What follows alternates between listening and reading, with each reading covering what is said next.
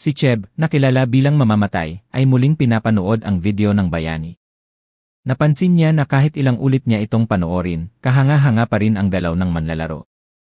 Ngunit dumating ang sandaling napaisip siya, pamilyar ang mukha at kilos nito, para bang nakita na niya ang taong iyon noon. Sa oras na yon, lumapit sa kanya ang isang babae, si Yel, miyembro ng Red Bulls. Ipinaliwanag ni Cheb na ang tinutukoy niya ay si Herkan, ang manlalarong nakasuot ng haho mask, na kasalukuyang isa sa mga pinaka-pinag-uusapan. Napansin Yel na kung ilang ulit nang pinapanood ng kaibigan ang video, hindi nakapagtataka kung bakit parang pamilyar ito sa kanya. Ang blonding kasama nila, na puno ng tuwa, ay biglang sumigaw, ngunit nainis si Yel at pasigaw siyang pinatahimik. Tinulak pa niya ito sa balikat at dinagdag na kung magsasabi rin lang ng walang kwenta, mas mabuting pumasok na lang ito. 5 minuto na lang bago magsimula ang broadcast. Ngumiti lamang si Cheb ng palihim, kumindat, at sinabing gusto talaga niya ito. Tumawid ng braso si Yel sa kanyang dibdib, huminga ng malalim, at sinabing kung totoo ang sinasabi niya, dapat niya itong patunayan sa susunod na stream. Pagkat higit 200,000 katao ang bumili ng tiket para lang sa kanya. Di nagtagal, sinalubong ng mga tao ang pinuno ng Red Bulls, at ika-negatibo siyam na ranggong warlord, si Matador Cheba. Nang magsimula ang broadcast, nagtipon-tipon ang lahat ng miyembro ng guild sa harap ng portal ng Dongcheon. Malapit na itong bumukas. Nagsimula ang countdown at umabante ang Matador, pinangungunahan ang kanyang mga sundalo. Itinutok ni Cheb ang kanyang espada sa unahan at inutusan ang lahat na maghanda para sa labanan. Samantala, lumipat ang kwento sa Figis Castle Raiders Association. Doon, nakakunot ang noo ni Hyrcanus habang sinusubukang unawain ang nangyayari. Nadismaya siya, wala ni isa mang kapaki-pakinabang na misyon sa listahan. Inaasahan niya na yon sapagkat nasa na yon pa lamang siya ng mga baguhan. Ngunit nagtataka siya kung bakit wala man lang matinong quest dito. Naisip pa niyang baka magpahinga na lamang siya sa pagre-record ng video. Biglang lumapit ang isang matandang lalaki at kinilala siya bilang parehong adventurer na nag-clear sa Dongcheon ng Mount Bima. Naalala ni Hyrcanus ang matandang nagpakilalang si Khotan noong una silang nagtagpo. Hiningi nito ang kaunting oras at dinala siya sa isang liblib na lugar.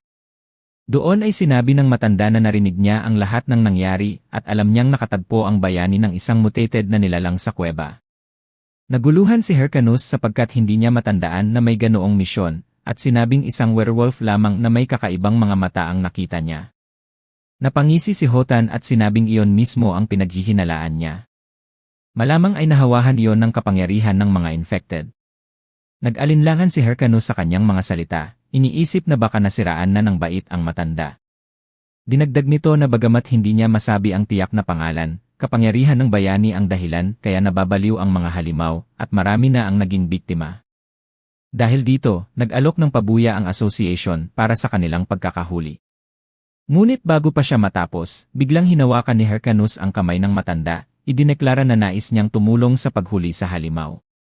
Ginawa niya ito dahil iniisip niyang nakaharap siya ngayon sa isang hidden quest, kaya't hindi niya pwedeng palampasin ang pagkakataon. Sinubukang ipaliwanag ni Khotan na masyado pa siyang maaga para rito, ngunit iginiit ni Hyrcanus, tiniyak na kakayanin niya ito.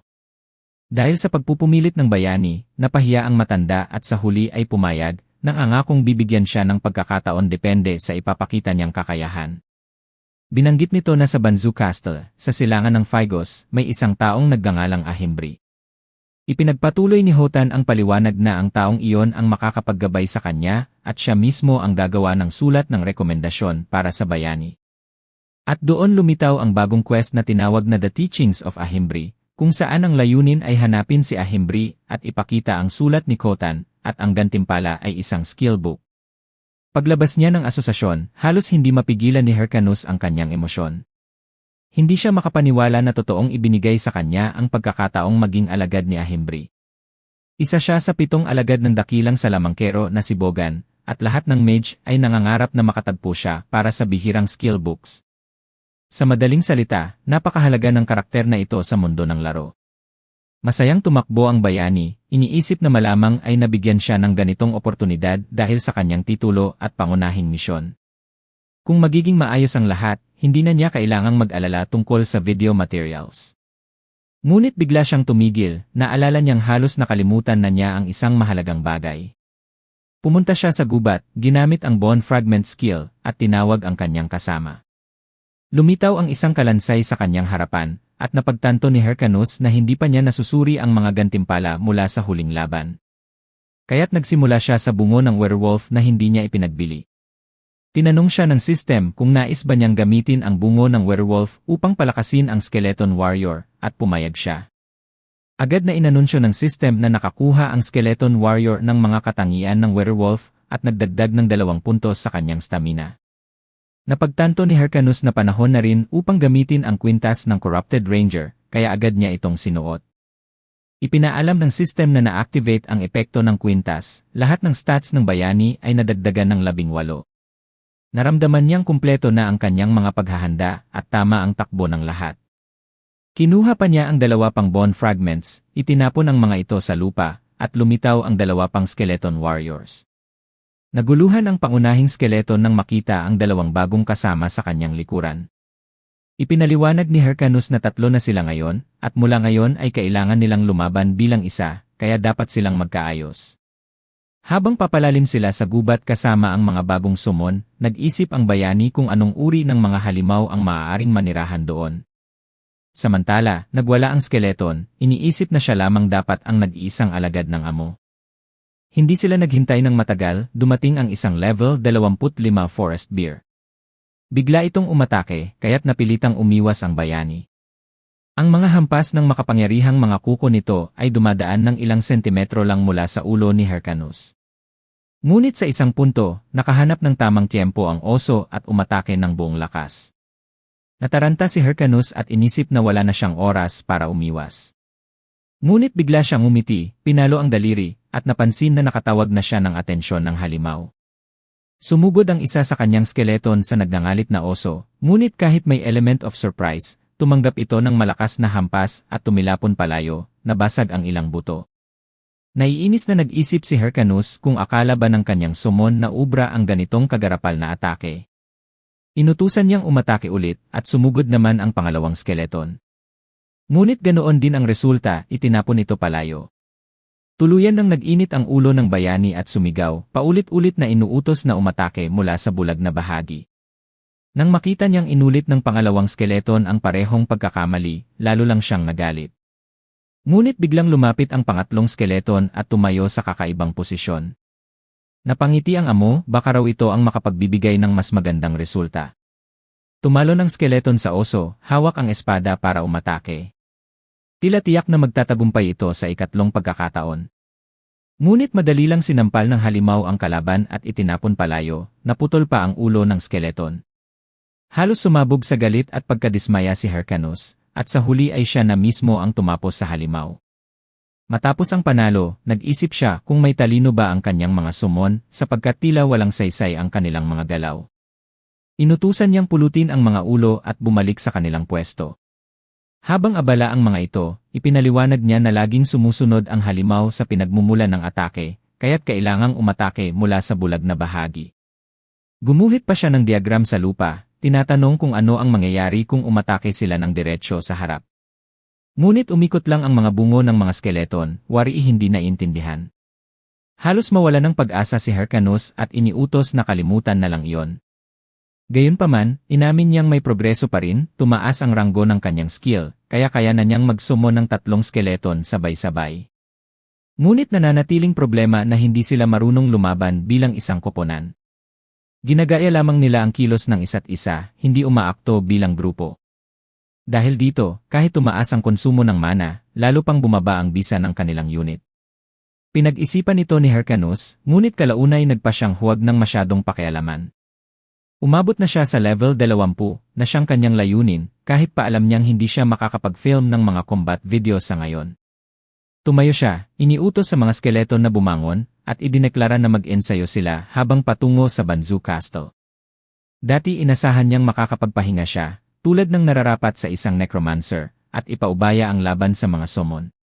Ngunit malinaw ngayon na kailangan din niyang makilahok mismo sa mga laban. Makalipas ang ilang sandali, dumating siya sa branch ng Raiders Association sa Banzu Castle. Sa loob, puno ng mga manlalaro mula sa iba't ibang klase. At hindi nagtagal, isang lalaki ang lumabas mula sa silid. Agad na nag-ingay ang mga tao, gustong malaman kung anong gawain ang natanggap niya. Nilusob nila ang kawawang lalaki, halos paghiwa-hiwalayin siya. Sa sandaling iyon, pumasok si Hyrcanus, at naisip niya na ang mga taong nasa paligid niya ay kahawig ng isang kawan ng mga hyena. Tinakpan niya ang kanyang mukha at napagtanto na saan man, may mga taong kagaya nila. Hindi sila nagsusumikap para sa sarili, bagkus sinusubukan lang nilang makinabang sa iba. Biglang may tumawag sa kanya. May isang manlalaro na nagtanong kung nakakuha ba si Hyrcanus ng magandang misyon, at inalok na tapusin nila ito ng magkasama, ngunit hindi na siya nag-abala pang magpaliwanag at marahas itong tinanggihan, sabay akyat sa itaas. Inisip niyang walang sinuman ang dapat makaalam na gumaganap siya ng gawain para kay Himbri. Pag-akyat niya, ipinasa niya ang sulat ng rekomendasyon mula kay Khotan. Sinuri ng tagapag-alaga ang dokumento, kinumpirma ang pagiging totoo nito, at magalang na hiniling na magtungo siya sa ikalawang palapag. Samantala, desperadong sinubukang sumunod ang ibang mga manlalaro, pilit na sinasabing kasamahan sila ni Hyrcanus. Habang naglalakad, naisip ng bayani kung anong klaseng gantimpala ang maaaring ibigay ni Himbri. Sigurado siyang dapat itong espesyal, dahil ito ay tungkol sa isang nakatagong quest. Higit pa rito, umaasa siyang makabuo ng pangmatagalang relasyon sa nis na ito. Pagpasok niya sa nakatalagang silid, magalang siyang nagpaalam bago pumasok. Ngunit nagulat siya sa nakita sa loob. Magulo ang buong kwarto, nakakalat ang mga libro sa lahat ng dako, hanggang sa hindi na makita ang sahig. Mula sa tambak, lumitaw ang isang lalaki, at nagtanong ng may pagtataka kung sino si Hyrcanus, dahil hindi raw siya naalala na may appointment. At lumabas na siya pala si Himbri, ang nisi mismo. Inabot ni Hyrcanus ang sulat ng rekomendasyon, ipinakilala ang sarili, at ipinaliwanag na siya ay ipinadala ni Khotan. Mabilis na sinulyapan ni Himbri ang sulat, napansin niyang si Hyrcan ay isang bagitong dark mage, at agad niyang inisip na may sapat na kakayahan ito para sa kanyang antas. Tumango si Himbri at sinimulan ang pagbibigay ng gantimpala. Matapos matanggap ang skill book na Bone Armor at ang Helmet of Madness, napagtanto ni Hyrcan na naging may-ari siya ng dalawang napakabihirang kasanayan. Nagpasalamat siya kay Himbri sa pagiging bukas palad nito, at hindi niya maitago ang kanyang tuwa. Ngunit agad ding sinabi ni Himbri na tapos na ang kanilang usapan, at hiniling sa bayani na lisanin na ang silid. Agad namang nagbigay abiso ang sistema na natapos na ang quest na Himbri's teaching, at binalaan din si Hyrcanus na mag-ingat sa kanyang pagbabalik. Nakahanap ito ng kakatwang pakiramdam para kay Hyrcan, kaya't agad niyang pinigilan ang nisi at nagtanong kung bakit napakabilis natapos ang quest. At dito na nagtatapos ang ating video. Maraming salamat sa panonood. Kung nagustuhan mo, huwag kalimutang i-like at mag-iwan ng comment sa ibaba. At syempre, kung hindi ka pa nakasubscribe, pindutin mo na yung subscribe button at ang bell icon para updated ka sa susunod nating content. Hanggang sa susunod na video. Ingat kayo palagi.